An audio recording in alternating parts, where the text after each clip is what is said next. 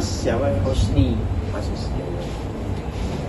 Ya, jadi untuk perekrutan di Alfamart ini kayak gimana ya Mas sistemnya? Perekrutan dari Alfamart itu otomatis itu ada periodenya tertentu. Kalau misalnya kita di Alfamart ingin memberikan peluang ataupun memberikan pekerjaan kepada teman-teman itu ada di sosmed berbentuk QR. Jadi mereka yang ingin melamar di Alfamart tinggal scan QR-nya. Jadi otomatis masuk ke link Alfamart, daftarnya di situ kalau sekarang. Berarti enak ya Mas tinggal. Iya betul, bagusnya di situ sekarang. Ngikutin perkembangannya zaman. Kalau dulu pakai manual, kita buat surat lamaran, dianterin ke DC semua. Kalau misalnya diterima, ya ke sana. Tapi kalau sekarang ngikutin di sosmednya kan. Biasanya kalau di Madura itu dites di salah satu toko yang ada di Madura. Terus kalau pelatihannya itu Mas, pelatihan seperti apa yang diterapkan? Pelatihan itu nanti kalau misalnya rekrutmennya jadi, misalnya ada salah satu teman-teman yang diterima di Alfamart, itu nanti dipanggil ke DC, ke kantor. Jadi dia akan dites sesuai kemampuannya masing-masing. Baik dari percakapan, penawaran, sama good looking, terus body language, dan lain-lain itu akan diterapkan di kantor. Ada timnya tersendiri. Kayak gitu. Berarti kalau langsung dipanggil ke pusat ya Mas? Betul, dipanggil ke DC.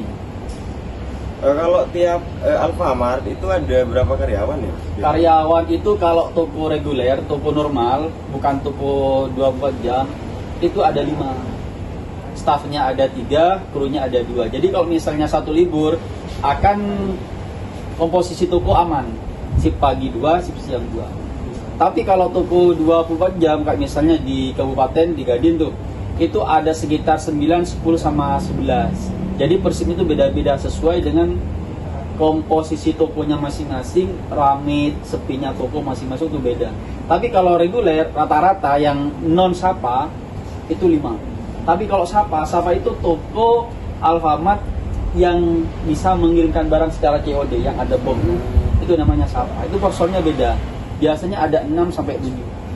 Ya kalau sistem pengiriman itu ada batasannya atau gimana? Itu pengiriman apa? Pengiriman kayak Barang ya. Barang itu sistemnya itu otomatis dari kantor. Ngikutin PB dari toko, setelah tutup toko kan ngirim data ke DC. Jadi misalnya PB-nya itu 2, nanti dikirim 2 sama DC. Ada masing-masing. Ada batas pengirimannya apa? Batas item apa waktunya yang batasnya? Batasan kayak itemnya. Itemnya ada batasnya. Itu memang tidak harus misalnya dalam satu toko dikirim 5 karung misalnya, enggak. Itu sesuai PO yang diminta di tiap-tiap EOD tiap malamnya. Kalau misalnya biasanya kalau misalnya hari ini jual barang A 5, otomatis besok PO-nya PB ke DC itu 5, biasanya kayak itu. Biasanya, tapi ada rumusannya lagi kayak N plus N kali, itu dari marketing semua yang ngurus. Itu.